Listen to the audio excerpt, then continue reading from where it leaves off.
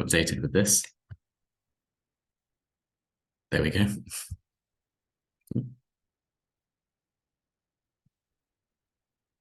So this is the agenda. We've got quite a packed session. Garabet, Kazanjian, who is part of the OTTERS consortium and also from the American University Armenia, will be giving an introduction. And then Laura Gavriluk from 21C Consultancy will be giving an overview of the Spring to Sea campaigns, which this is part of here.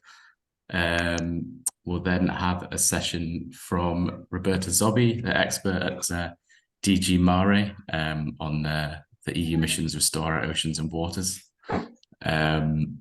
We'll then have Anis Zarrouk, who's from the Specially Protected Areas Regional Activity Centre, and also Project Officer ILIAD, will be giving a session working with the fishing community and lessons learned from work in the Mediterranean. We'll have Stephen Loiselle, who's the lead of Freshwater Watch, part of Earthwatch, and he'll be giving a session on societal transformation. And then we'll wrap things up with a Q&A panel session. Yeah, okay, I think I'll leave it there and I'll hand over to Garabet for the introductory session. Thank you, Joe.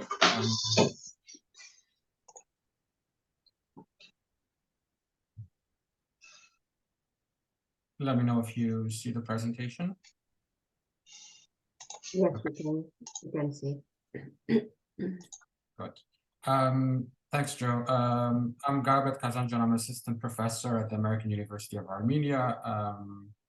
And I'll give you a very quick overview of OTTERS, the project, as we're coordinating it. Thanks, everybody, for joining, by the way.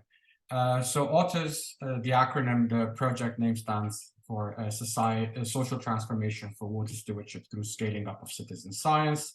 It's a Mission Ocean Horizon Europe project. We started it earlier this year, and it will go for 30 months up until mid-2025. It's a €1 million project.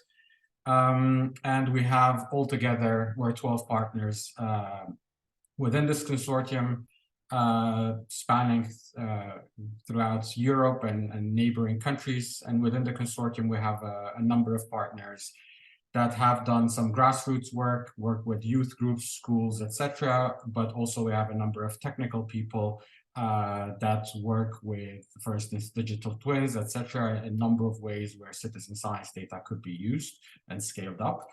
And we have a number of academic institutions, universities, research institutions and such, as well as the European Citizen Science Association. So it's a very nice group and very nice dynamic encompassing a lot of different skill sets and experiences, which should enable us to run this project quite successfully.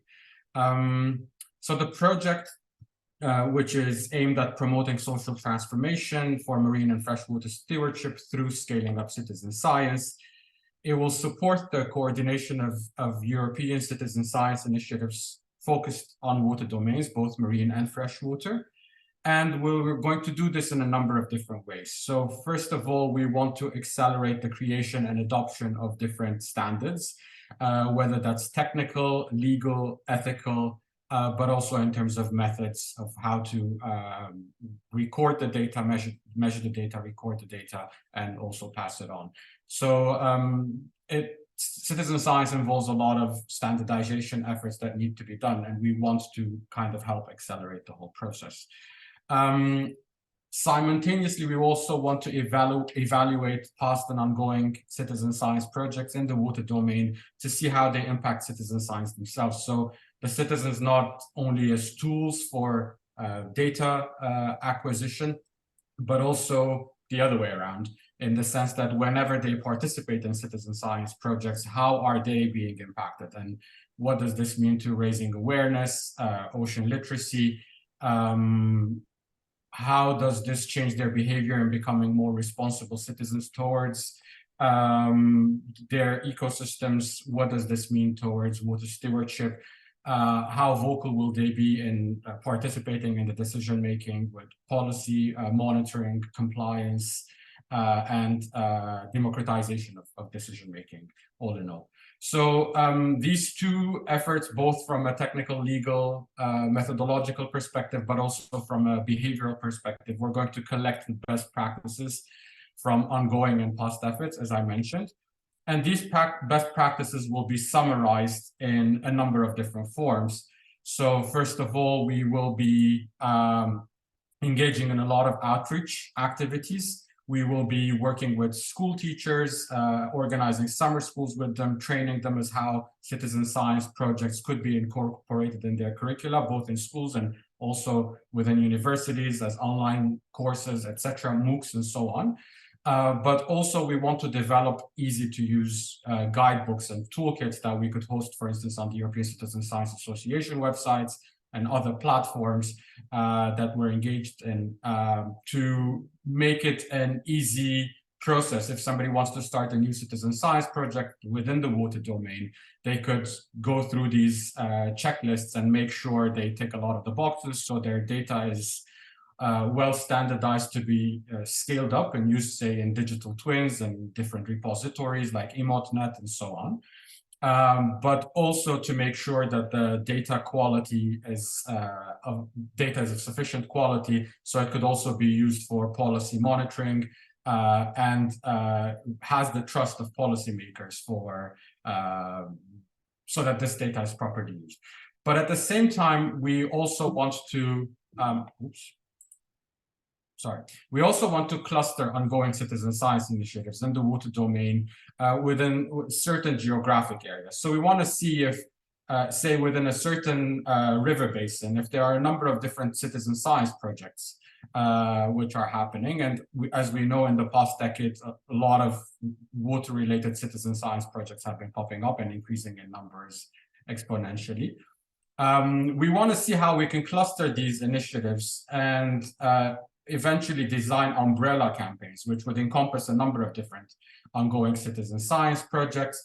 And the theme of the campaign would be Spring to Sea. So if there's, for example, a citizen science project happening somewhere upstream, and then another citizen science project happening in another city, it could be in another country altogether, downstream, and the third one happening along the coast, we want to cluster these together and collaborate their efforts to see if we can, for instance, organize joint activities, hackathons, different projects, etc.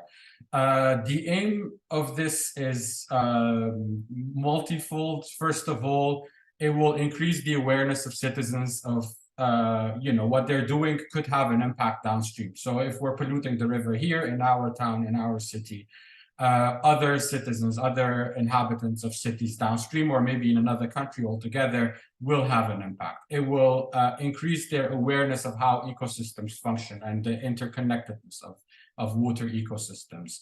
And this should also be reflected in their changes in their behavior of how they go about and with their decision making.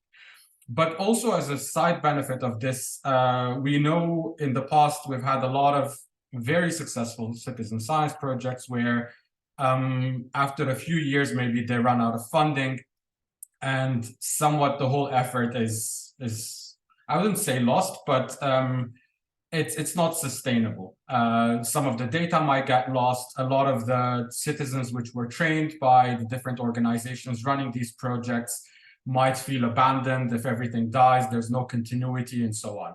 But if we're developing regional umbrella projects, then it would be a good opportunity to also figure out, once citizen science projects, for instance, run out of funding or stop eventually, how their efforts could be incorporated into other projects that are happening in the region, or basically feed into these umbrella campaigns.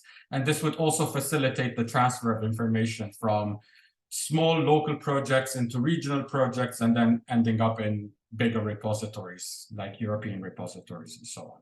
So in a nutshell, if I want to recap, we want to accelerate the creation and adoption of technical, legal, ethical standards. We want to examine the effectiveness of citizen science projects in societal transformation towards a sustainable aquatic ecosystem stewardship.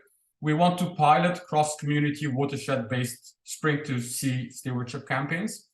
And also we want to promote scaling up of citizen science initiatives through clustering these initiatives, dissemination of their outcomes and results, and helping them link up both in terms of efforts and data to bigger projects that are happening, whether that's European repositories, easier access to that information, to that data, maybe being the link with decision makers, and also into the creation of innovative tools like digital twins of the ocean, freshwater digital twins, etc. So the project outcomes would be an inventory and mapping of ongoing and past citizen science initiatives in the water domain, developing guidebooks and toolboxes for new projects that are going to pop up. They could easily follow the best standards, and co-designing transformational citizen science campaigns for spring-to-sea stewardship. We're going to call this Changing Hearts and Minds. Eventually, all of these efforts will help accelerate, hopefully, citizen science projects within the water domain. So very quickly, I'm going to also tell you about a couple of upcoming activities. On Friday this week, we have another session, part of the Ocean Practices Workshop. It's going to be at 2 p.m. Central European Summer Time. We have a number of panelists, and we're going to have a relaxed 1.5-hour discussion to highlight some of the challenges and opportunities of using citizen-generated data for ocean sustainability and also for policy advancement. So whoever is interested, please register to this event. You can actually scan the QR code on the page with a mobile phone, or check the links on our social media platforms. And then at the end of November, on November 27, we're going to have another OTTERS workshop discussing legal issues regarding citizen-generated data. So we're going to talk about topics like data protection, privacy risks and challenges, autonomy, dignity, trust, indirect discrimination, etc. We're going to talk about cross-border character of OTTERS project, but also other similar projects. What could that mean for data transfer and other legal issues, and applicable or emerging new legislation with regards to compliance to these requirements.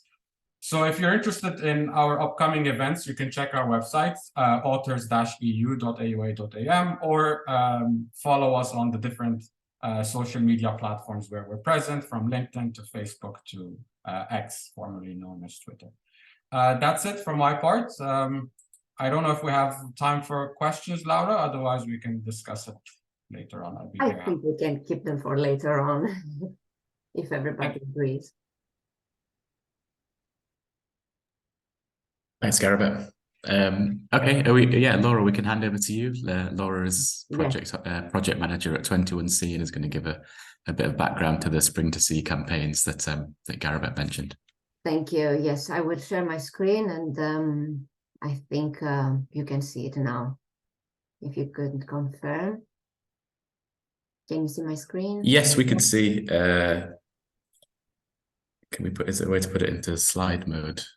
Okay, now, yes, it's a bit slow this morning, but now it should be okay. Is it okay now? Because I see it. You'll see it the same way. You see it the same way. Oh, okay. I will start because I see it in slide mode, so hopefully it will kick off. It will start cooperating. Is it better now? It might be a screen sharing issue. If you're only sharing the PowerPoint, it might not be sharing the full screen mode. So one way to do it is to share your whole screen. That might fix it. Okay, let me share then my whole screen.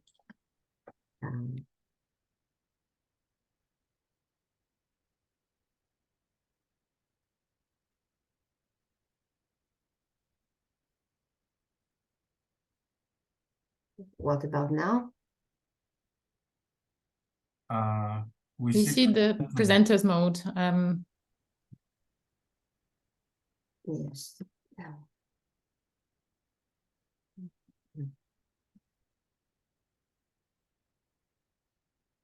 Try to do the right click and delete the presenter mode.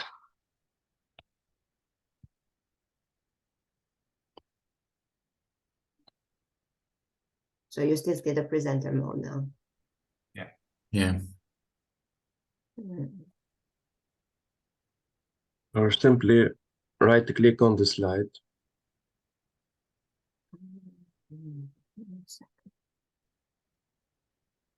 Okay, I will go on like this because it is okay. It's absolutely no problem.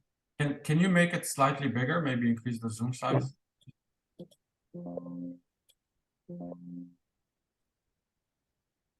It doesn't want to work.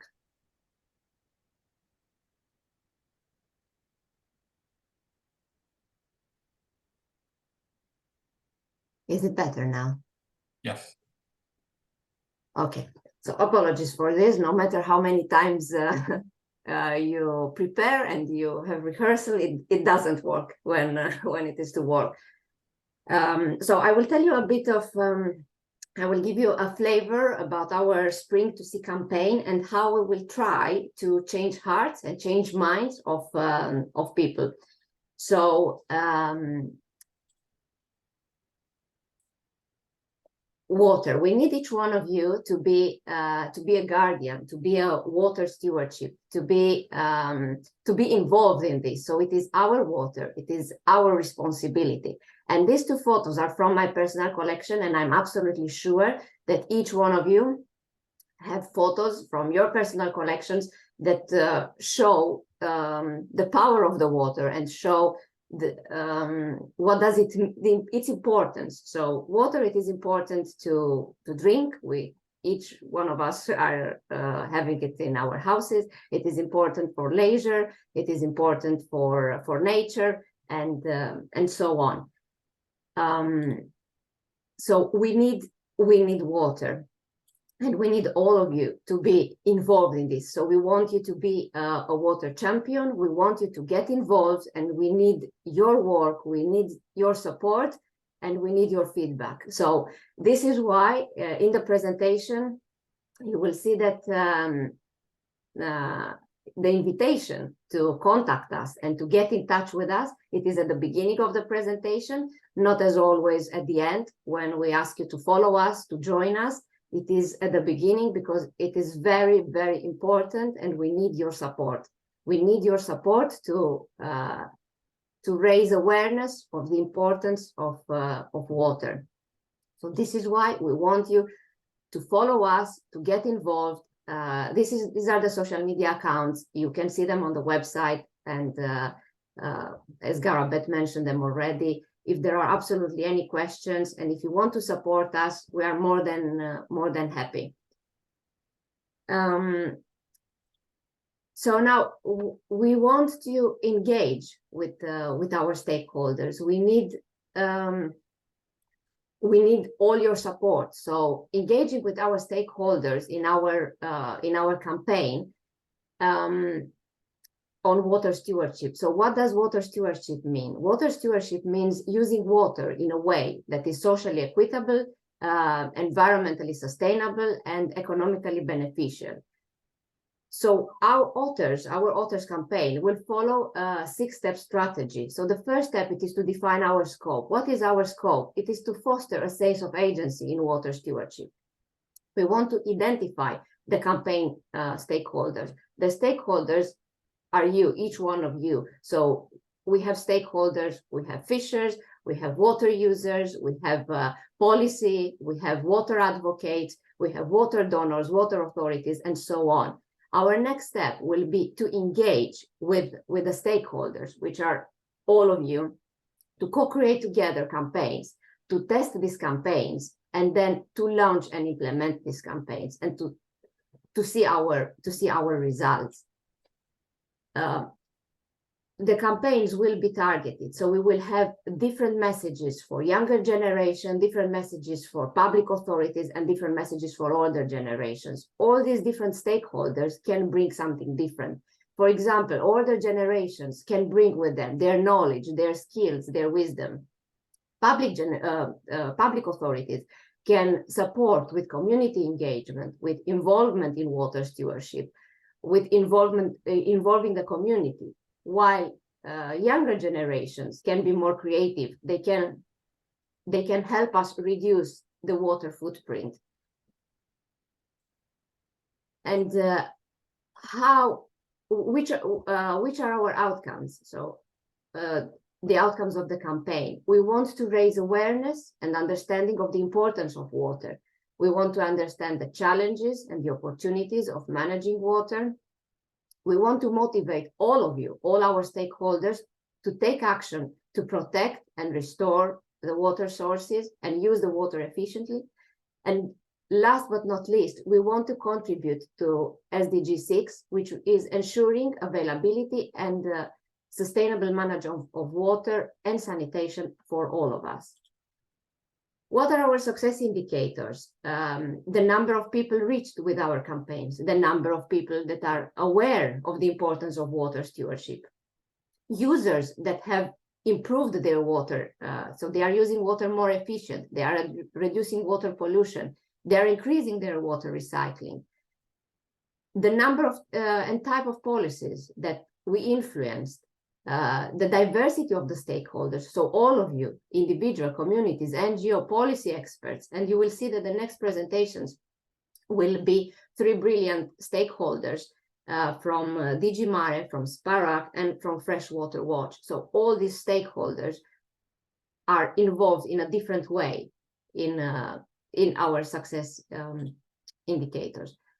And this is all from my side. I will leave the floor to the 3 presentations of our stakeholders, and towards the end we will have a Slido where we will ask all the audience 3 questions, so we can engage with them and get to know a bit their opinion on co-creation and what does water stewardship mean.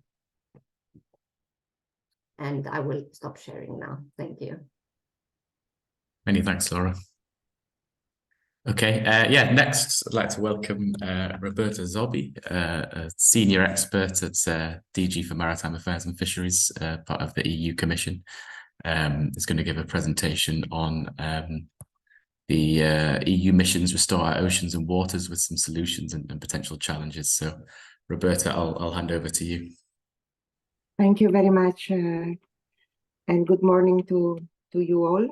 Let me share the screen. I might also have some problems because I'm not very used to Zoom, but let's see. Okay, can you see the screen? Yes, we can see it.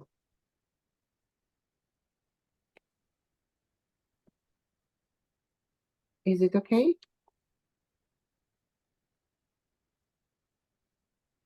There are some boxes appearing for me. I'm not sure if anyone else can also see this, but yeah, if you can minimize the videos, yes, that would be better. Yeah, it's okay. Okay, so Mission Ocean and Waters. Let me say, first of all, that I'm very happy to be with you. OTTERS is a great project. Congratulations for being retained for funding under the very, very first calls of EU Mission Ocean and Waters. This is quite an achievement because, first of all, because the mission was, when you prepare your proposal, was very new, with new rules, new approaches compared to the standard Horizon Europe projects.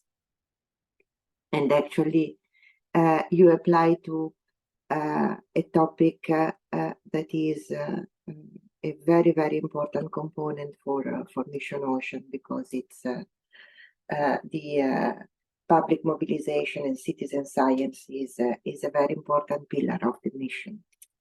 So let me say a few words about the mission. What is the mission, and then some more specific issues on what we do under the mission for citizen science and citizen engagement and mobilization.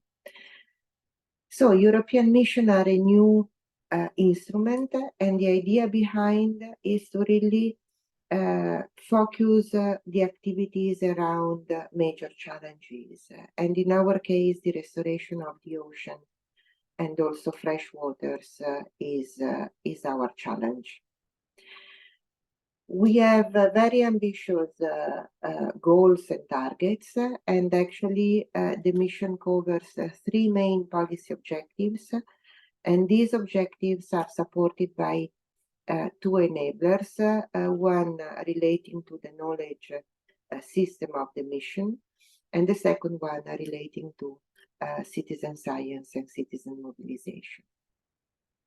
And the idea behind the mission is not only to support research and innovation projects, but it is to make sure that what is done under the mission is capable to bring together different projects, is capable to provide evidence for policy making, for new pieces of legislation, of the legislation when needed, to bring together different stakeholders, but also to complement what is done under the research and innovation pillar of the mission, so to mobilize additional sources of funding and support investments.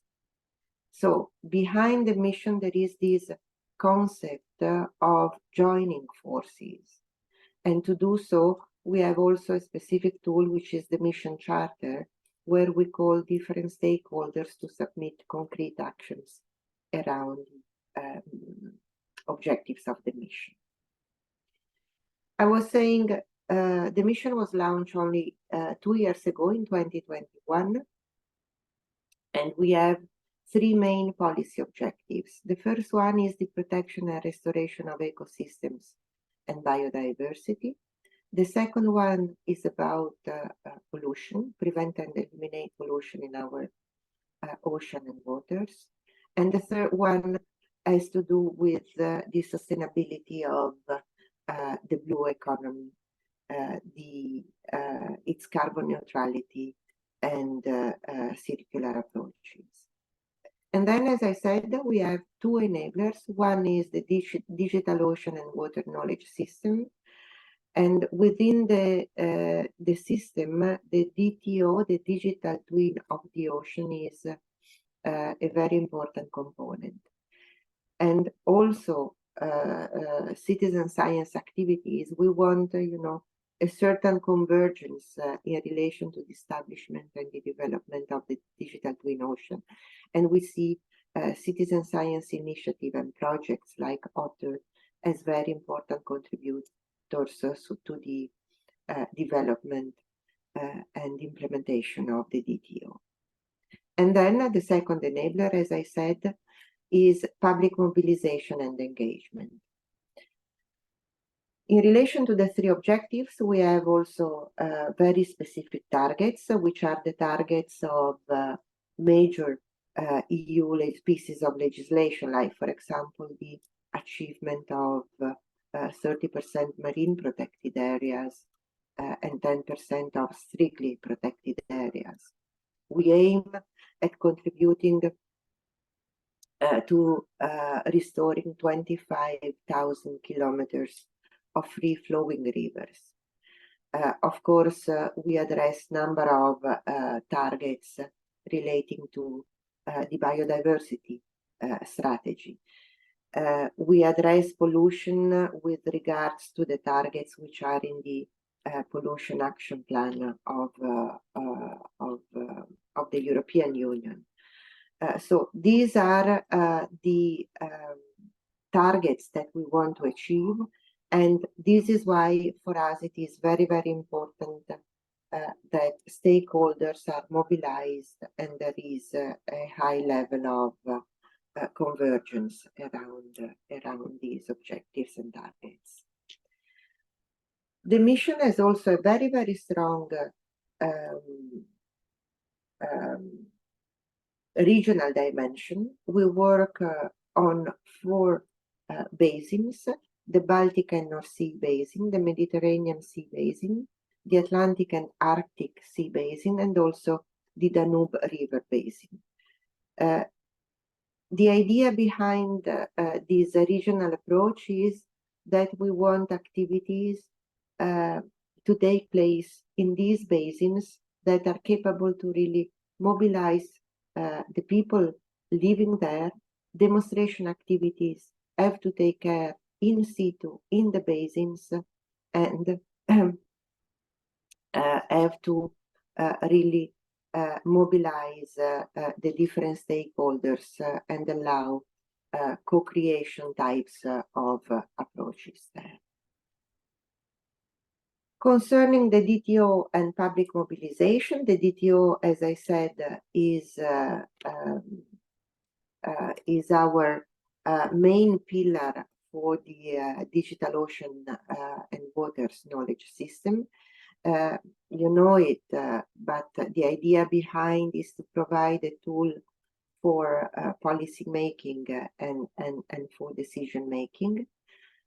We are developing a public core infrastructure of the DTO that will be, as I said, completely open and public. And then we are also developing models for integrating the different components into the digital twin ocean. And of course, any citizen science initiative is really more than relevant for the development and implementation of the DTO.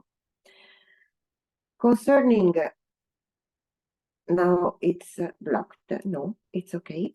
Concerning citizen science, what we do, sorry, it's okay, what we do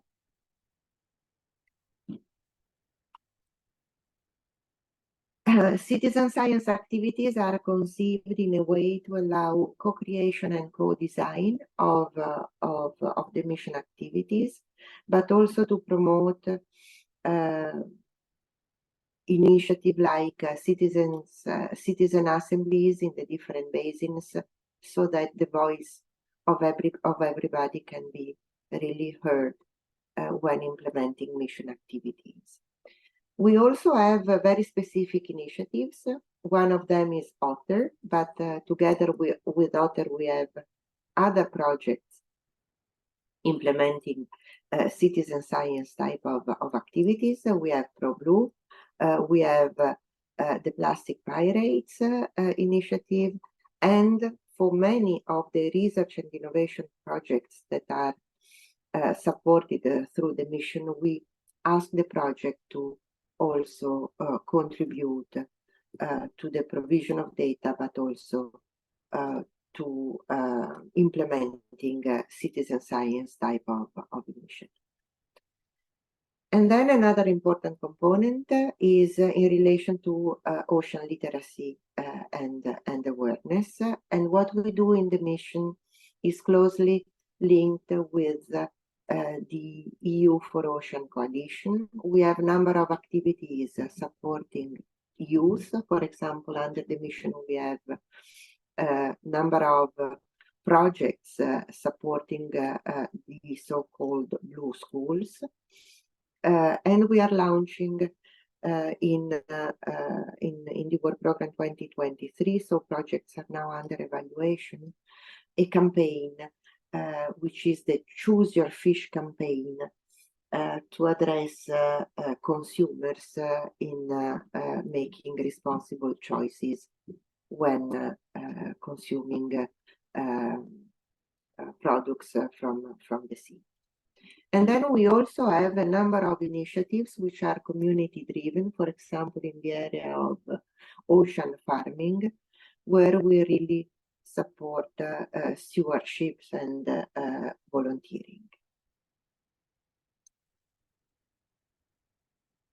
Moving more specifically to the, let's say, main characteristics of citizen science initiatives under the mission and public mobilization, the aim is to really provide tools and opportunities to test deliberative democracy mechanisms and social innovation. We want, through this initiative, also to support new governance approaches where citizens can play a major role. We want to empower citizens in the co-design and co-implementation of the solutions which are supported through the mission and for the restoration of our ocean and waters. And we do this through a very specific call addressing citizen science. OTTER is the result of one of these calls, but also, as I said, embedding in the different projects citizen science initiatives.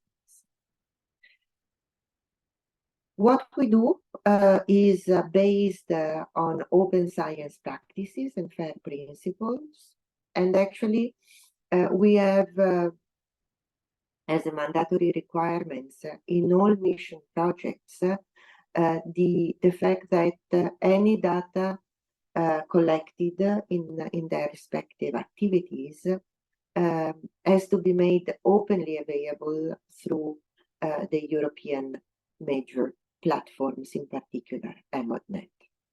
And of course, the idea is also to follow existing standards and promote consolidation and legacy for the data to make them really accessible. We also consider very, very important to establish links between the projects implementing citizen science and we want a really proactive involvement of the citizens. Gender responsiveness and social inclusions are also important aspects when carrying out activities for public mobilization and for citizen science. And this is, of course, the reference to existing European frameworks and platforms. I already mentioned ModNet, but also SeaDataNet and all the other marine data infrastructure. You know, this is something absolutely important and fundamental to make sure that data are compatible and accessible according to FAIR principles.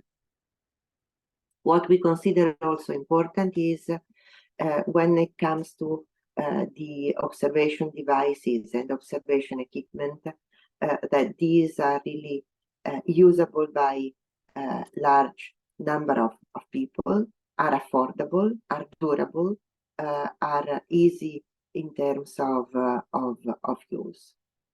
And of course, the other main characteristic is to involve a very, very wide range of actors, volunteers, scientific groups, NGOs, local communities, but also representatives of different sectors like fishermen, tourists, sailors, and of course the involvement of local authorities is very important. This is what we have done up to now. So since the launch of the mission in 2021, and actually we have published 3 sets of call for proposals, and specifically in the area of citizen science and citizen engagement, we have allocated up to now 11 million. We have the plastic pirates initiative that has been funded in 2021. We had the topic of citizen science where OTTER was retained for funding. In 2022, we had a topic addressing blue schools and number of activities to be implemented with students. Last year, we also had a topic supporting art and to support awareness through artistic initiatives. We also have a foresight study to better understand the expectation of the young generation in relation to the ocean. And we have, as I mentioned, the Choose Your Fish campaign that will be launched in 2024.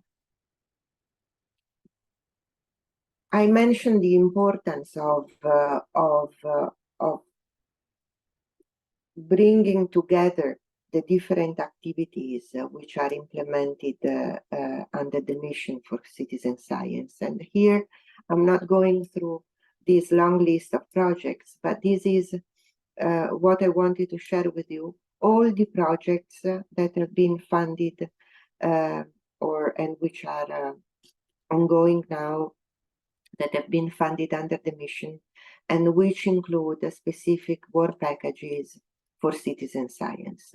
Here you see them grouped according to the different objectives of the mission, and also the projects which are very relevant for the development of the DTO. So I think this is something that I'm very pleased to share with you. Don't hesitate to get in touch with these projects because as it was said at the very beginning in the opening, it is important to work together for citizen science, exchange experiences and good practices, and share data according to common standards. This is it from my side, and back to the chair. Thank you. Thank you, Roberta. Many thanks. Very useful overview of the program and the way that citizen science can be developed in these ways. So yeah, thank you.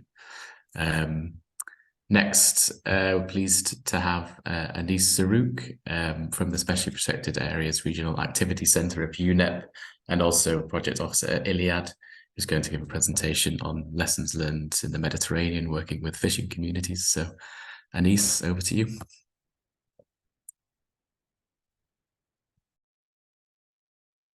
Thank you, Joe. I hope you see my screen in full mode. Oh, okay, great. Okay, thank you. And also thank you very much for the organizer for this opportunity to show not only our common work with key stakeholders in the Mediterranean, but also to raise the voice of fishers.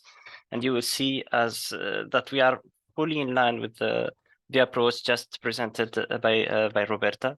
So I have the pleasure to show you what we were able to do whenever we joined forces with scientists, with fishers, with the fishing community and conservation community.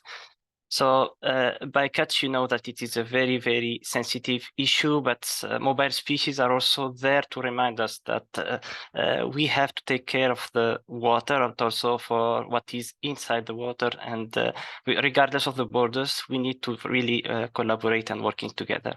So for who doesn't know the UNEP map system, I will be very brief, and the SPARAC. So we are part of the UNEP MAP Mediterranean Action Plan program, Barcelona Convention. SPARAC is based in Tunisia, but we are working in the whole Mediterranean with all the contracting parts of the Barcelona Convention.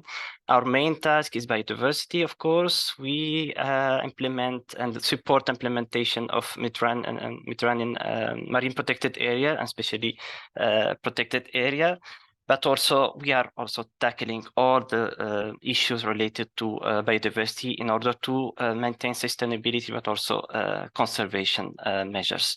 So we have several action plans already adopted by the country and implemented, and even translated to national legislation, mainly for monk seal, Mediterranean marine turtles, cetacean, and also birds, but also for habitat, marine vegetation, coral reefs, dark habitat, but also we tackle the non-indigenous species, and it was also an issue we are tackling even in the ILIAD project. So I like these comics we were able to provide, because I will remind this several times, but communication is quite important whenever you are tackling such a sensitive issue. So you see here a sea turtle that is swimming, even avoiding some predators, but at the end, whenever she was reaching finally the nesting beach, she is caught incidentally in some nets. And here start the real work. What we will be doing with your fishers, what will your scientific community will be doing, and the stakeholder will be doing, a decision maker, what will be doing, we determine his future. So here we see a nice ending, a fisher handling very well the sea turtle, releasing it, And at the end, she's even asking him why he was doing this and how he learned this. And of course, because he got a very good training, and he was also convinced of what he was doing. And this is a result of a huge work. And I will show you now concrete activities in this regard. So we got an opportunity 5 years ago to start implementation of what we call the MedBycatch project. So we start in 5 countries: Croatia, Italy, Morocco, Tunisia, and Turkey. We got to tackle at the same time the 5 major taxa: seabirds, sea turtles, cetacean, dolphin, coralligenous, and sponges, but also shark species. Shark species are very, very particular taxa, because we have commercial species, but also vulnerable and endangered species we should not catch. We got an opportunity on 2 phases of 5 years. But we were also tackling 5 major fishing métiers, which are bottom trawlers, longliners, nets, but also poor seiners in these countries. We are several actors, I mean, key actors such as GFCM, ACOBAM, SPARAC, WWF, IUCN, Medaset, but also a lot of national partners, and this collaboration was in itself a challenge. Our starting point was to work together to elaborate one single protocol to monitor and to collect data on bycatch. We succeed on that. We succeed on implementing it, but also to get it adopted by the contracting parties of the several major key actors. So I'm talking about mobile species, but sometimes we forget that behind all these there are a full community of fishers. And we need to know how to work with them. I know that it's sometimes quite difficult. So we made this parallel, let's say, project, which is sharing experience and knowledge to build strong relationship and maintain it among onboard observers, at-port observers, but also with fishers. And we learn a lot, and this is what I will share you today. So one of the 2 main objectives, let's say, were to capture the personal knowledge, experience, and feedback, and get a recommendation from both observers working with fishers, but also from the fishers themselves, and also to elaborate and promote a guideline that could be used in all the countries in the Mediterranean region, based on the scientist feedback, on the observers' feedback, fisher feedback, but also the managers and even the decision makers. So the experience you want to share, and really you have to get this trust from the fisher, how to be able to collaborate with them and maintain the collaboration. What are the best practices? What are the worst practices whenever you start working with them? So we wanted to take advantage on this from this. The first approach was to do this national workshop in the countries I was mentioning.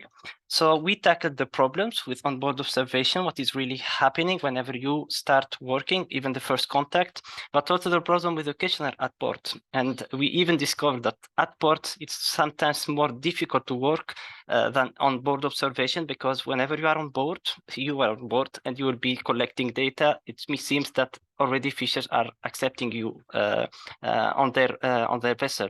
At port, you will see that there are a lot of activities you have to do in parallel to guarantee the right data collection. So we even did a national and international workshop where we selected some volunteer ambassadors to tackle about and discuss the bycatch. We even got fishers like ambassadors, and they really did very, very good work. We have one of them who even made some transformation in his boat, and he's now continuing to mobilize other fishers and the other community to really make a sensibility on bycatch issue, and also what he learned from the project.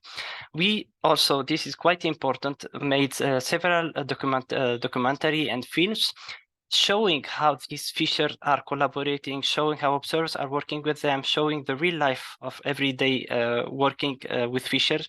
And some of these movies, and I really invite you to look to it. One of them is Salt in the Ice. It's in the Water Beer platform. It's really showing this particular relationship we can have, and fisher can, and the feedback from the fisher, and why they are collaborating, and when is the moment they are really convinced to start working with us. Now, this is some of the best practices and worst practices we got whenever you are starting working with them from the first contact. There are a lot of them. I will not list them, but you see that speaking the language of fishers in your local community is quite important. Approaching fishers when they rest or sort their net, even the moment when you are approaching the fisher, is quite important. Sometimes we have some worst practices, like talk directly about vulnerable species. You never start with that. You have to talk with them in other topics. I mean, to be really a friend, and also present yourself as an official authority. It seems like it's not working very well, and you will see in the guidelines there are a lot of good practices on that. And whenever you are on board, of course, we have the same. We got this very useful feedback. Always to be ready to offer help whenever you are on board, to be part of the crew. And also worst practices, sometimes even to be problematic when you see a sea turtle count or a cetacean count. Unfortunately, even your behavior on board can be something that will influence later on your data collection and your acceptance on board. Now, at board questionnaire, it's the same. We have worst practices and best practices. So, you know, knowing the local dialect also, again, is very good asset. And also be in a hurry when you're asking your question to try to just make some answer to your question and come back, because maybe you are paid to do this questionnaire is not really very good approach. So again, how to maintain also the collaboration. We got a very good feedback from the fishers themselves.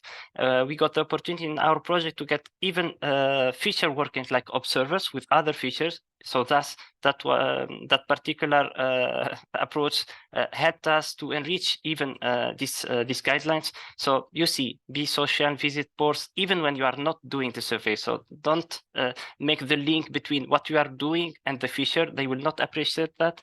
And they like see familiar faces and be really a friend. And we saw that at the end, you will see some result of this approach later on.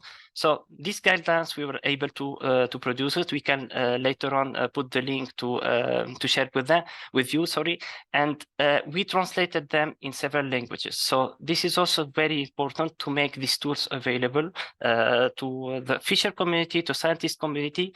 So these are guidelines that are really helpful. We are proud of it, because it's really reflecting what came out from this particular relationship we were able to put in place. Again, I was mentioning accessibility to the material. We made available several tools to up to 8 Mediterranean languages right now. And this ID guide, identification guides, is very particular, because we were able to put in one single book all the vulnerable species in the Mediterranean, so cetaceans, seabirds, shark and rays. But even the picture inside these ID guides, we took. This was based on the feedback from the fisher. We didn't took picture on the shark and rays inside the water, but outside, because sometimes the color change, and putting the color outside the water for fisher was quite important. But because fisher cannot handle a very large book, so we did these pocket guides. And with scientists, we were able to just select, and based on the data, of course, select the species with the highest rate and of bycatch in each region, and we distributed that, and we found it now in several fishing vessels, which is really good. We have also good handling guides, also translated in several languages. The protocol, of course, itself, it's also translated, but this is mainly for scientists and for observers. And we have also a lot of awareness material, which were distributed in schools, in high schools. I mean, it was for all the community around the fishers. We did a lot of movies, I was always saying, but also we discovered something, that even the approach, whenever you are a woman or man observers, there are a complementarity. We saw that sometimes even the approach is not the same, it depends on the region. So we took advantage on both. I mean, it was really good to make these people working together. In some region, even women was not even allowed to work on board, not allowed, not accepted, let's say, and we were able to change this because Fisher were saying this huge work done by the observers, and they were showing them for 5 years at the board, so they became really friends, sharing videos of bycatch species, of release of species, and they continue to do that even if the project is ending now. So now I was talking also about communication. This guideline, even if it is user-friendly and so on, but sometimes you need also to think about the way you show the main information on it. So we did this nice infographic, also translated in several languages, where you have the key, let's say, best practices and on how to maintain and collaborate with the fisher community, with the scientists, how the scientists can be really friend with the fisher. So as a result of this approach, we succeed to get 50 trained observers. So thanks to the in the 5 countries, and thanks to them, and thanks to the supervisor and scientific committee around them and helping them, we succeed to have this huge important number of data. More than 12,000 questionnaire, more than 3,000 onboard observation. So we got more than 3,000 collaborative fisher working directly with us, and thanks to this feedback, we were able to design and test directly with the fisher 16 mitigation measures, and they were also able to provide feedback to improve this mitigation measure and get really result. And the scientific committee was really happy with that, because they were able to really quickly advance on their research and also provide concrete actions. So what at the end we ended up with one protocol. I was talking about that. One database to collect all the bycatch data on the Mediterranean, and at the end we have one community around this issue of bycatch, from fisher, from scientists, from decision maker, which is really amazing. So at the end we succeed to get this trust and this particular relationship that will guarantee you to get a very, very relevant data.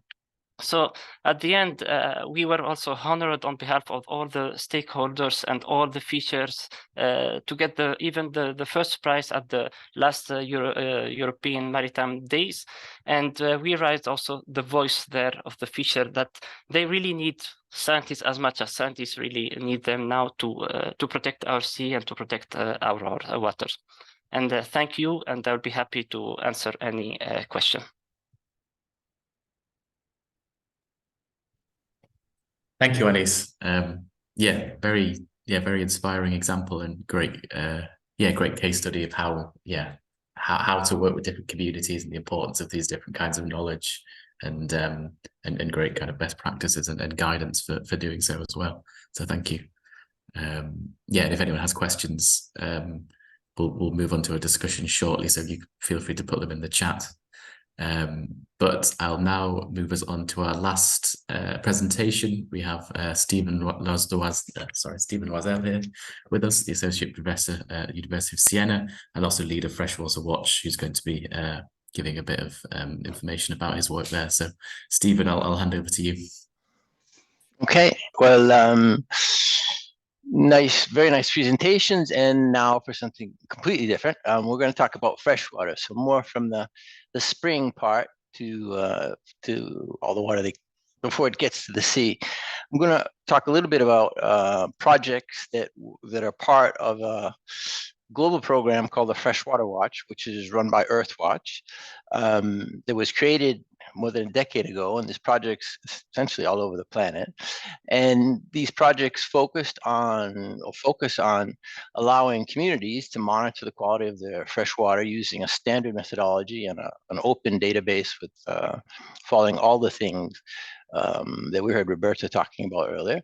And there's hundreds of thousands of measurements on there, tens of thousands of citizen scientists who participated, and a lot of these have ended up in scientific publications. So if you go on Google Scholar or whatever, you can find many of these. I'm going to talk about 2 of these, and I'm going to do it relatively quickly, hopefully. The first in the UK, so in Europe, the Even Load Smarter Catchment. and the other one in Sierra Leone, so in Africa. Two very different examples of how empowering communities can be very positive for lots of things, for understanding their environment, also getting them involved in decision making and the like. So we'll talk first about the even load. The even load is a major tributary to the Thames, so an important part of what happens in South England.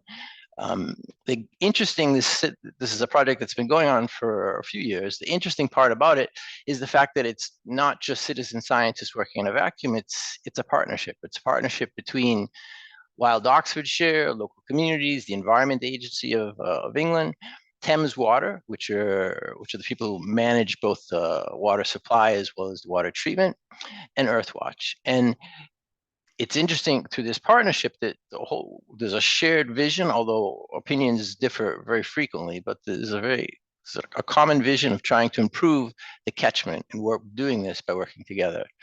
The interesting things from the citizen science point of view, or from the empowerment point of view, is the fact that on the graph on the left, you can see the blue line is the regulatory or the EA measurements taken in the catchment. And you can see there's a relatively constant decline from the 90s of the amount of measurements being taken. The green line is that of citizen scientists. So the citizen scientists are now taking more measurements in the catchment compared to the regulatory body. So the information they're generating is fundamental. And in this project, it was interesting because the citizen scientists, after a thorough training and everything else, really took a scientific approach. So they created a series of hypotheses around what they thought might be pollution sources. And you can see on the graph on the right, the citizen scientists, or a couple of citizen scientists, were measuring around what they considered a pollution source, and that being a wastewater treatment plant. And the red line, or the orange line, is what they measured over the course of 2 years, every month, taking standard measurements using a standard approach, a phosphate below the wastewater treatment plant.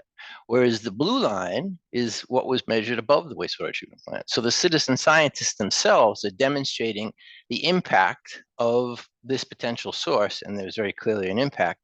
And importantly, when that impact is most important, which happens to be during the summer months here. And then the gray line is what's happening on the actual, this is on a stream that leads into the even load, and this is what's happening in the even load as well. The citizen scientists chose these 3 places to monitor. So taking a hypothesis approach, citizen scientists becoming essentially scientists, but feeding into an area where there's lots of information that's needed. And this is essentially a catchment, the catchment of the even load and all the measurements that are being taken. So through the platform, citizen scientists as well as the public can examine this data, can download this data, can also query the data to see what the conditions are in different parts of the catchment. And as you can see, the situation from all the red dots is not the best. Now jumping to Sierra Leone. Sierra Leone, we're going to talk about rather quickly, but we're going to talk about the biggest river in Sierra Leone, which is the Rockall River. The Rockall River is a key river, but it's not monitored particularly well. And so the government of Sierra Leone, or the National Water Resource Agency, they're measuring in essentially 10 places. You can see the black dots is where they're measuring. But they had lots of the catchment with no measurements happening whatsoever. So using, again, the same freshwater watch, the same approach, they engaged 34 communities, initially 34 communities, now there's 39 communities, to monitor the quality of the water. And they were doing this because the Sierra Leonean government wants to be able to report to SDG 6, or particularly to the indicator 632. So by having a higher number of monitoring spots and using a quality controlled, robust way of monitoring that integrates with their own regulatory monitoring, they're able to, or they were this year for the first time, able to integrate citizen science data and regulatory monitoring data to report to SDG 632. So this is, I think, probably the first time on the planet that citizen science is being used for SDG reporting by a country.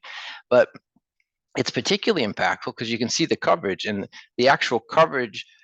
So the green the green dots are the communities and the sites that the citizen scientists were monitoring in the beginning. And then that expanded further up into the catchment because the communities became so excited about it, because now they have a voice, let's say, in the monitoring world, that it's expanded. And if you look at why people would take the time to do this and why the citizen scientists join the project, it's a lot because they feel the importance of the river for their community, and that the importance, the role that they would take is one of helping their community by understanding better what's happening and influencing decision making. And in fact, the coverage along this river has been brilliant, and the information that they're providing to understand where the problems are spatially and when the problems are temporally is really important, and it's allowing the agency to do a lot more than they could do before. And probably the nicest part of all this is the agency, based on this increased information, has classified the river catchment in areas where there are problems, where there are not problems, but most importantly has created a river basin management plan. And a key part of this river basin management plan are the citizen scientists. So the citizen scientists, going from a community that was probably ignored by everyone for forever, are now members of a river basin management plan committee. So the citizen scientists have stepped up, brought their knowledge of the river, brought their knowledge of what they've learned and monitored and continue to monitor over the course of these years to the eventual improvement of the river, which they see as fundamental for their livelihoods in their community. So kind of an interesting success story of what can happen when communities are engaged properly, equipped properly with a methodology that can be used and trusted, and then empowered to make some changes. So that's kind of what I wanted to present.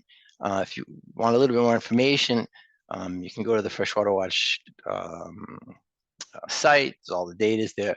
But one thing we need to probably consider in this is Anis was just saying, it's not just a single person or a single group that needs to be engaged. We need to consider all the actors, all the stakeholders, and taking this approach, which is called a quintuple helix or a hextuple helix or whatever, is pretty fundamental, because unless everyone's involved, unless the governance people, the policy people, and the communities and the associations, and the industry and the agricultural aspects, as well as the researchers, they have to work together, and they have to be able to speak the same language. And citizen science is one way to bring them all to the same table, but it's also one way to empower the people who are usually not very empowered. And that's kind of the philosophy that we're taking in OTTERS, and that we've taken within the Freshwater Watch as part of Earthwatch. So thank you for your attention, and I hope I wasn't too long. That was perfect. Thank you, Stephen. Yeah, very encouraging to hear from this freshwater perspective. I'm aware that we're running a bit low on time, but we'll move on to the panel discussion now. So if anyone has questions for a specific speaker or for any of the speakers in general, please raise your hand or enter them in the chat. Francisca, I don't know, did you have anything you wanted to kick us off with? Actually, Laura, did you want to put something in the chat, the Slido, or? Yes. So we have also the Slido code. So Joe, I think you have the code, or Oh yes, yeah, I can put it in there. So it is a question. I can add it now. Chat. So join, please. Slido, slido.com, and this is the code, and please answer the question that what motivates your interest in water stewardship.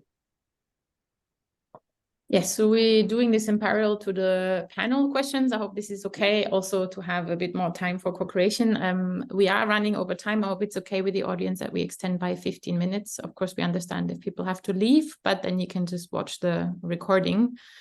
Are there any questions from the audience so far? Please just raise your hand or turn on your camera and speak. No, okay, then I will start. we've seen from the talks, actually it's a question for Roberta.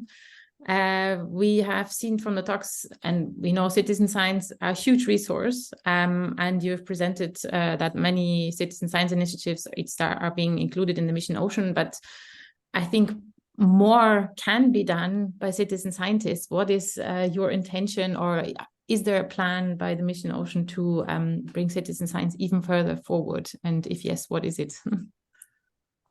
Thank you very much, Francisca. Yes, indeed, for Mission Ocean and Waters, don't forget waters, because fresh waters are very important under the mission. So we intend to do more. We are preparing the new work program for next year, 2024, and of course, citizen science initiatives remain an important component, not only at the level of the individual projects, where we ask to include activities to support citizen science and public mobilization, but also we are wondering whether because of the growing number of initiatives all around Europe, whether it wouldn't be important to support and improve the coordination between the different initiatives which are already taking place. So we are thinking to have specific activities to support better coordination, to support better networking, to allow for exchanges of good practices. We also consider important to bring forward standardization issues and increased collaboration could also lead to better standards in data collection and data sharing. And of course, we want to promote the existing framework, in particular AMODNet, CDataNet, as important platform for data collection and exchange on the basis of common standards. So this is what we are planning to do for next year work program. We are still discussing with the member states. We are still discussing with the different services in the Commission. But I think we will bring forward these activities also in 2024. Thank you. Thank you. Dave Wall, your hand is raised. Do you have a question? Yeah, just I had a thought that Roberta kind of answered there, or at least brought focus onto, which is, although it's great to see citizen science being supported at EU level, often this comes in the form of developing new projects. And I think we need to be incredibly aware that there's an existing network of citizen science projects already up and running in Europe, already achieving many of the aims and objectives that you're seeking to achieve here, already reporting to EMODNet and other EU and indeed international biodiversity data centers. So I think it's very important that while this process is ongoing, that the existing projects are considered, the people running those projects and coordinating networks of similar projects be talked to, because as we've learned here on a national level, when you introduce new projects, often what you can do is actually damage some of the projects that are already ongoing, especially if there's a wide overlap with existing projects. So I think there needs to be far better coordination and consideration of new projects and encompassing and trying to bring in the existing network of projects that are already up and running. It's a very valuable point, and this is actually also what OTTERS is trying to do, the coordination and clustering of already existing initiative and to create synergy between them. Any more questions from the audience? Then I have a question for Anis. So your case study was fantastic, really inspiring.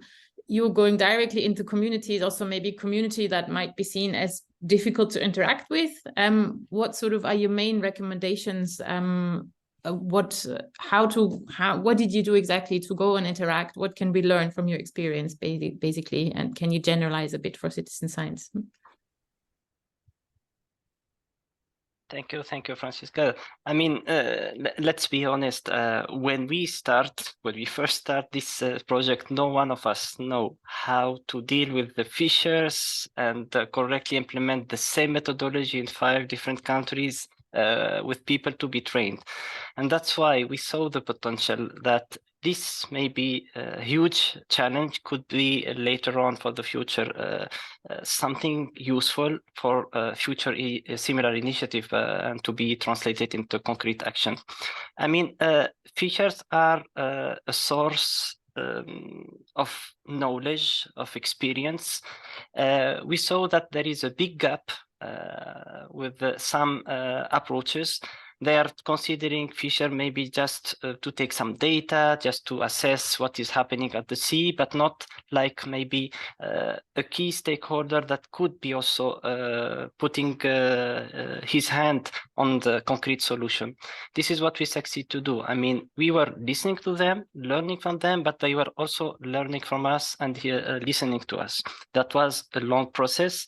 But at the end, I think this is for this specific community, because we talk about citizen science, but maybe this is also a very particular community. Even in some maps, you saw that there are a lot of citizen science, very good initiative, but it's mainly on land, less or at coastal area. While at sea, fisher are all over the year. I mean, they are there. They are the sentinel of what is really happening. Just to give you one of the example also about the protocol. Even if the protocol was aiming at the beginning of collecting data on vulnerable species, on mobile species, on fish, but because Fisher was asking us to also collect data on marine litter, because they were getting a lot of plastic, a lot of things on their nets and on their trolling nets. So we even included that. I mean, working together, I think, is a solution for the future, for fisheries issue, but also for conservation issues. Because at the end, what we want is sustainable fisheries. This community have to continue working in sustainable way, but also healthier sea. So that's why this collaboration could be really bring additional similar initiative. And this is what we are looking now. I mean, to have additional countries involved in the process. Of course, this need additional funds. But this success is really opening a huge door in the Mediterranean region. We got very, very relevant data, huge data. We start analyzing it. We have several publications, but I believe we can really tackle the bycatch issue whenever we have this approach on working together and involving all the several stakeholders. I hope this is also answering your question. Yes, thank you. I see a question from Jimlia. Can you hear me? Yes. Okay. Thank you very much for all your presentations. I'm a PhD candidate here at in Kaposkari in Venice. I'm very inspired by all your presentations because I'm a fisherman daughter myself. And with my scholarship, even though I don't have any funding, but my research has been going on because we collaborate with fishers. And then they're not just our respondents, but they're actually serve as also our research guides. So with fishers and some volunteer teachers and students, we're able to interview them, interview the local people, especially the fishers, about their knowledge on the uses of fish, uses of plants, and also all the changes that are happening in their environment here in the Lagoon of Venice and in the Laguna Lake in the Philippines.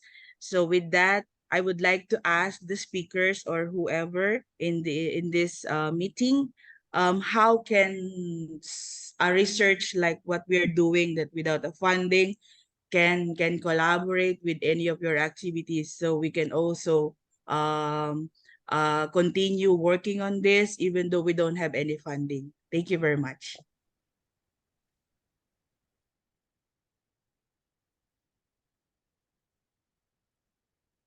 Sorry, who was your question for?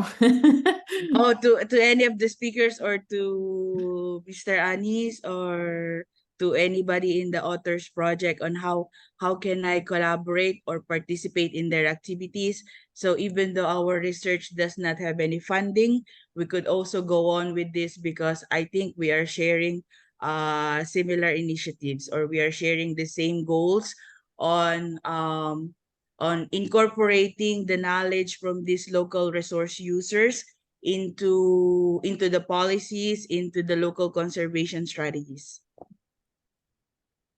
of their regions. Here in the Lagoon of Venice, and also in the region, in the Laguna Lake, Philippines, where I come from. I invite you very much to email the general OTTERS email address and get in touch with us. We welcome any projects getting in touch with us. Maybe someone can post in the chat. I would like to say the same thing. So definitely you are more than welcome to join all our co-creation events and co-creation sessions, to follow us, because we want your opinion, we want your ideas, because these are very important for our campaign, which is changing hearts and changing minds. So definitely we need more people like you. So yes, the first step would be to follow our events. And as Garabet was saying, we have one on Friday. We have another one focused more on policy in November. So this is the first step that I would say. And I would super. Thank you so much. Can I also please ask you to get in touch by email, so we have your contact and we can actually invite you to all the events in case you don't see them on social media, so that because we're having a database of projects, so it would be good to have you also in there. Anis, did you want to say something? Yes, I wanted just to also provide some feedback on that, and also give you maybe some hope, because the same, I mean, to stay in touch and also be aware of the workshops and the event that could happen, because you will be able to show what you are doing, and maybe show some additional interest at SPARAC level. We do some workshop. We are able also sometimes to provide some additional support to some Mediterranean countries, but also the key stakeholders. I know that GFCM are doing this, DG MARE are doing this in some workshop. But in our project in particular, when we did the first call for observers, I mean, we got a huge set of observers coming from fishers, daughter of fishers like you, I mean, doing research, but also PhD students. We take advantage of everyone. So sometimes there are these opportunities. So just to be aware. And I know that it could be quite helpful. And again, I like what you were mentioning, being a daughter of a fisher. We got a very, very nice example. Also, we have both movies on the daughter, but also the father, because this is also important on the behavior and the relation you can have on both your family, but also around the community. The father of almost 80 years fisher was working. He never want to change the behavior, doesn't anymore catch sharks or release species. He was asking his daughter to not go to do studies on fisheries, on conservation. At the end, she did. She succeeded to be an observer, and she succeeded even to convince him at the end to change the behavior. So all the scientists, all the legislation, everything was not succeeding, but thanks to this relationship and this collaboration, it was possible. So I think you will get also nice opportunity in the future. So keep doing what you are doing. Thank you. Thank you, Garabet. Super. Thank you so much. Yeah, thanks, Jumla. It's a very, very good point. I'll remind what I said in the beginning. I mean, our project is still kind of in its infancy. We're still in the first year. We still have 2 more years. But the idea of designing these umbrella projects and the idea of having easy to follow toolkits and guidelines is exactly that. So that even if you're not part of the project, or if you want to start your own citizen science data collection, then you can follow these recommendations, these best practices, tick some boxes to make sure that the data you produce could be easily integrated into bigger platforms like eModeNet. So once the data that you're producing is standardized, it will be much easier to use and scale up. And that's one of the objectives. The other one is when we're developing these umbrella regional campaigns. And I see you're in Venice, so Stephen and Bruna, two of our partners, they're also in Siena and Bologna. So we can start, scaling up from a regional or geographic perspective.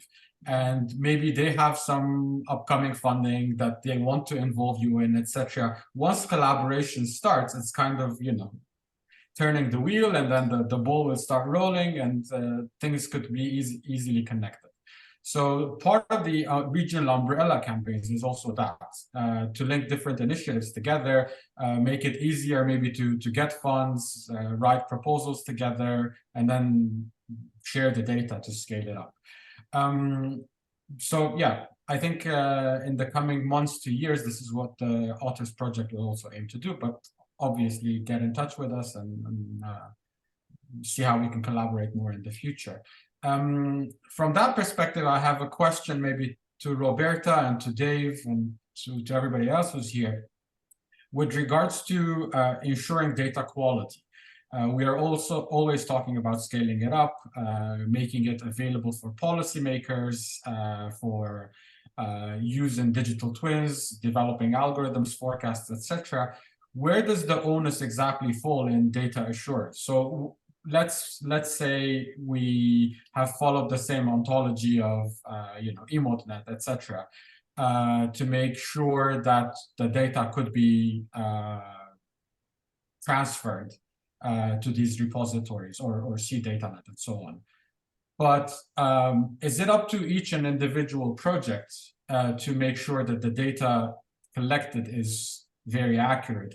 Will there be a team checking this stuff?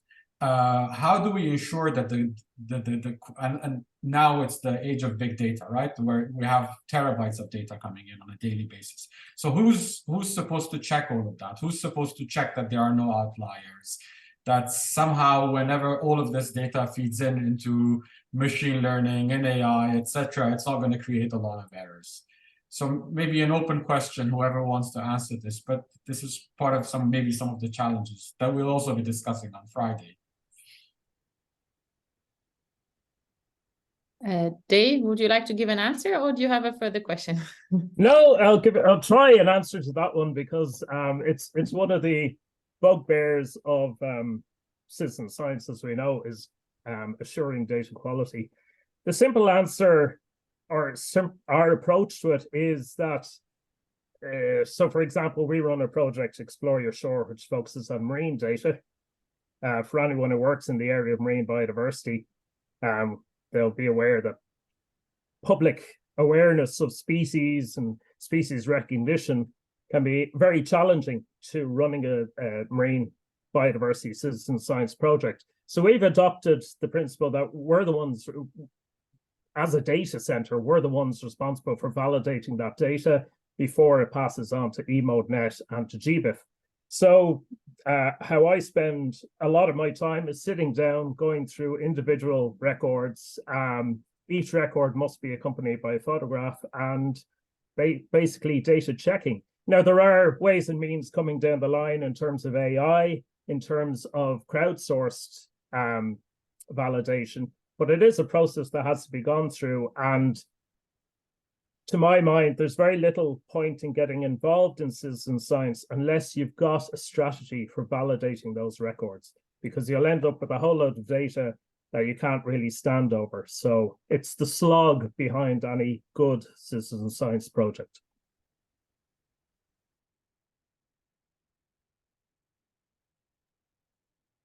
Thank you. Stephen?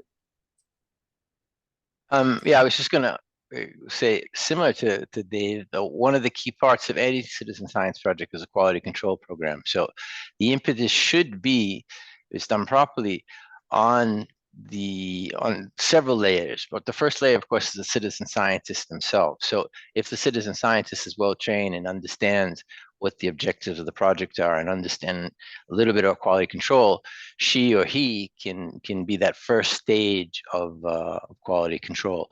But then it is going to fall on the shoulders of the project manager, and eventually on, as Dave was saying, on the database manager. So these kind of examinations for anomalies and identification of outliers often falls upon the people who are managing the database. But every citizen science project has to be based on a robust quality control program, and that doesn't need to be invented. There's lots of literature on how to construct a quality control program, and it's part of every scientific investigation. So, but the only way the citizen science is going to be able to influence regulators and policymakers is if there's a documented program of maintaining robust and quality control data behind it, and open, of course. So, and that's what we're talking about Friday, or in one of our upcoming meetings. So. Thank you, Stephen, and thank you everyone for your questions and answers. I think these were very, very interesting, and we can stay 1 more hour at least to discuss all this. I just want to share with you a couple of answers from Slido, and then if you are so kind to answer a second question, and then we can wrap it up, because I know we are behind schedule. So what motivates your interest in water stewardship? We have answers like learning more about issues and good practices from fishers community. This gives hopes for future, help safeguard vulnerable fishing communities, starting a new project like ProCoast, conservation, nature, sustainability. It is my topic in research. It is the state of our rivers and lakes. So very, very interesting answers. And now, if you can go again to Slido and answer to how would you engage communities in local stewardship, and I will post again in the chat the Slido code. So if you can be so kind and answer to this, and then we can wrap it up, and I will give the floor to Francie and to Joe. We are really behind. I think if I can just put one last question also to all the speakers to wrap it up, and maybe while you answer the Slido question. So we talked about data general standardization and how this is super important to then also feed into policy. But Stephen, you presented a fantastic project from Sierra Leone where it actually, the government took into account the data generated by citizens. In Europe, the picture is very, very different for the moment, and acceptance of citizen science-generated data is also not so high. There's a question to all panelists. How do you see this changing in the future? What is your dream, or what do you think needs to be done in order for maybe something like in Sierra Leone also happening in Europe?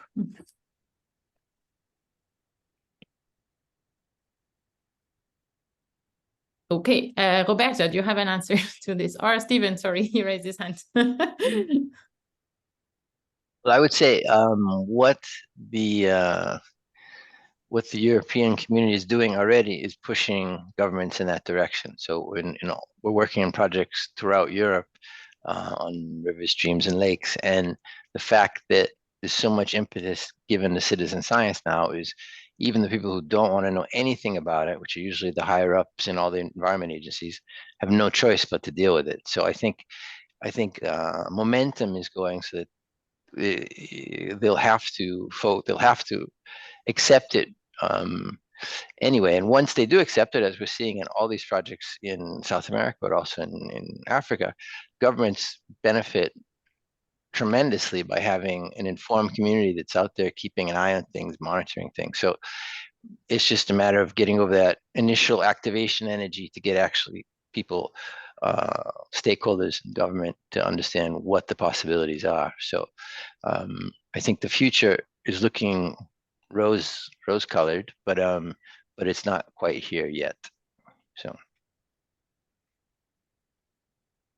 thank you. Does anyone else have a yes? Well, I can only confirm that we are fully committed in supporting the scaling up of marine and freshwater citizen science activities in Europe, and this is why in the mission we have recurrent topics in this direction, and we are very supportive. So for the future, do expect through the mission, with the mission, in the mission, activities to support citizen science in the marine and freshwaters domain.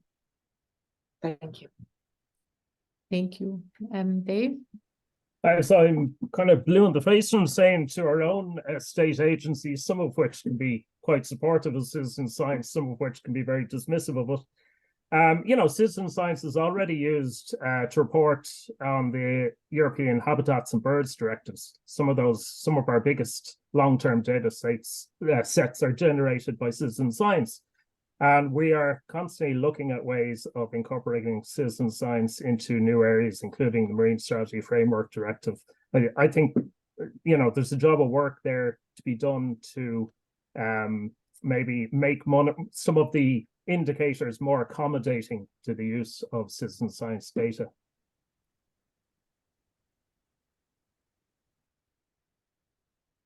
Thank you. I think we are really out of time. So I thank all the speakers very much for the presentations. And we hope to hear from you. Sorry, Laura, one second. One last thing. I really have to tell you a bit about the answers because they are very interesting and we will definitely take them into considerations for our next workshops and next co-creation sessions. So how would you engage communities in local stewardship? Through gamification, through informing, sharing, workshops, trainings, education, and giving the power to change things to all the participants. So these are very interesting things. We will study them and take them into account. And we are really looking forward to seeing you again in our workshops, so we can maybe start with the questions and have more answers from you because they are very interesting and very helpful. So thank you all very much. And Franziska, please, if you want to say something. Yeah, I was going to give you the last word, but in this case, thank you again to everyone. Please remember to join us on Friday. The event will also be advertised on the OTTERS webpage and through the social media channels. And I don't know, Laura, Joe, any last words? Just thank you to all of you for your patience. You were absolutely brilliant all. Yeah, and we'll make the recording and slides available afterwards as well, so you can share them with anyone that missed it. And yeah, thanks you all for joining. Thank you. Have a nice day. Bye-bye. Bye. Bye. Thank you.